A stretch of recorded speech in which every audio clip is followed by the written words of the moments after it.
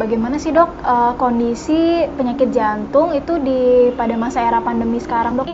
Mungkin makan makanan tertentu untuk mencegah penyakit jantung dok, seperti bawang putih atau ketumbar, itu bagaimana dok menurut dokter? Pasien berlanjut kemana nih? Kalau ternyata dari sisi pemeriksaan EKG, echo sudah dapat ditegakkan suatu diagnosis kerja, itu kita langsung bisa melakukan tindakan intervensi gitu ya.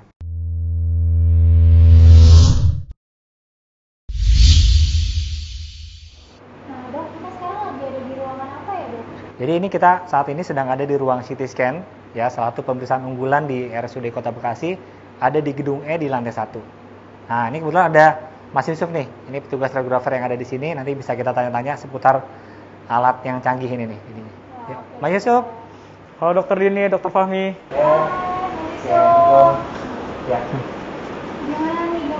Nanti bertugas jadi radiografer ya di sini ya? Iya, betul sekali. Saya radiografer di sini. Boleh jelasin sedikit tentang pemeriksaan CT scan ini, spesifikasinya apa aja, lalu kemudian bisa ada pemeriksaan apa aja di sini?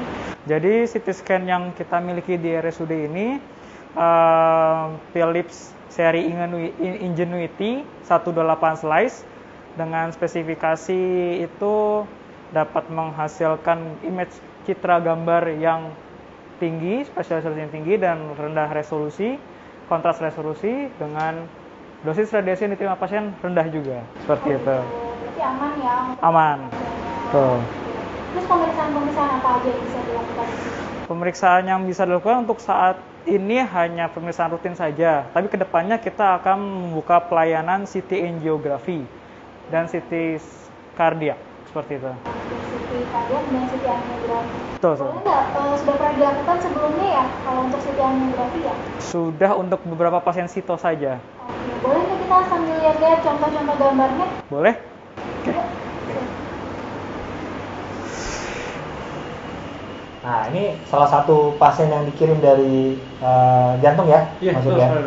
Oke, jadi ini pemeriksaannya, ini bisa kita lihat, bisa melihat dari sisi morfologi jantung dan juga termasuk pembuluh darah. Tadi kan kita udah ngobrol, ada pasien-pasien yang nggak bisa nih melakukan pemeriksaan treadmill. Nah, ini kita bisa melihat dari sisi koroner jantungnya dengan pemeriksaan CT angiografi ini, gitu ya.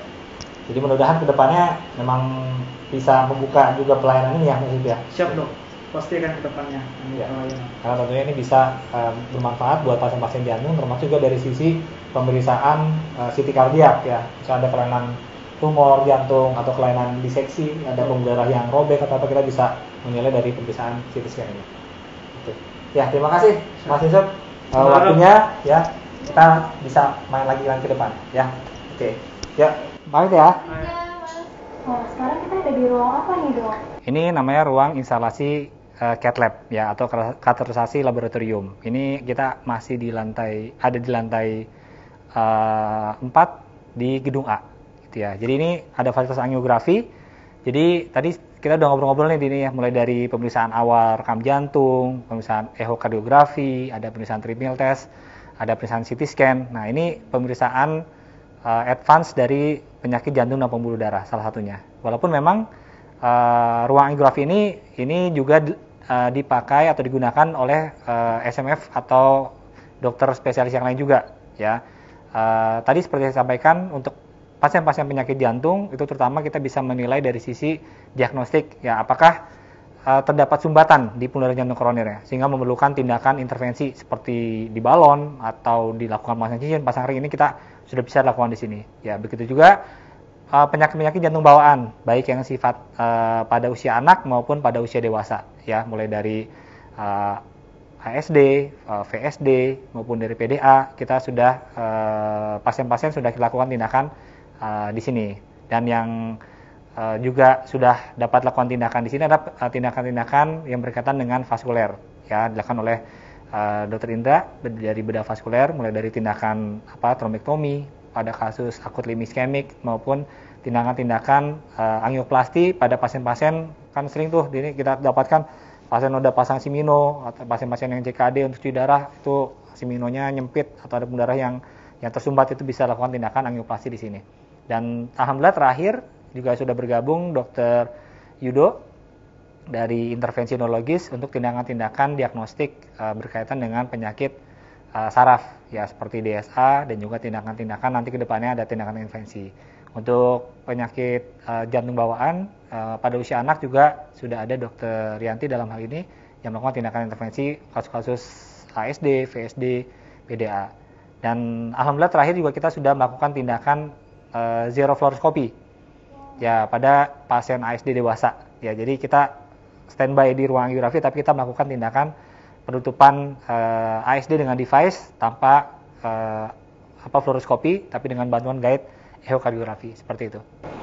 Lumayan canggih juga ya dok ya. Ya betul. Sudah mulai banyak sekali tindakan-tindakan yang memang dilakukan dengan fasilitas cath lab ini ya. Ya. Dan sampai dengan bulan ini itu hampir mencapai di atas 700 tindakan ya mulai dari awal tahun sampai di bulan September ini. Jadi alhamdulillah bisa memberikan manfaat yang banyak pada masyarakat ya khususnya pasien-pasien dengan penyakit jantung dan pembuluh darah.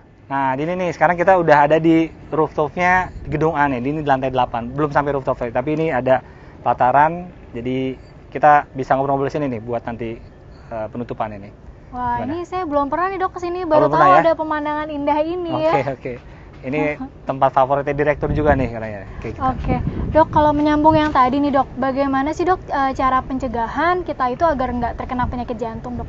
Ya, jadi tadi di awal-awal wawancara kita udah menyampaikan bahwa ada 5 faktor resiko ya terhadap penyakit jantung, khususnya penyakit jantung koroner gitu ya. Mulai dari hipertensi, mulai dari diabetes mellitus, terusnya ada dislipidemia, terus juga ada family history dan juga smoker. Tentunya paling penting adalah mengelola faktor risiko itu dengan baik ya. Jadi faktor risikonya apa? Ada yang bisa dirubah dan juga ada yang tidak bisa dirubah. Contoh, bisa nggak orang stop merokok? Bisa. Ya, makanya saya sering menyampaikan pada pasien-pasien apalagi yang keluarganya sudah terkena penyakit jantung ya. Bapak, ibu atau anaknya gitu bahkan ya. Ini bapaknya habis terkena serangan jantung gitu ya. Berarti kamu sebagai anaknya sudah ada kemungkinan keturunan dari sisi penyakit jantung koroner. Karena itu pertama kalau masih merokok, saya suka bilang, candain gini, jangan dikurangi ya rokoknya. Pada bingung kan? Kenapa jangan kurangi? Enggak, di stop. Ya, jadi harus di stop rokoknya. Ya, begitu juga dengan pemeriksaan gula darah.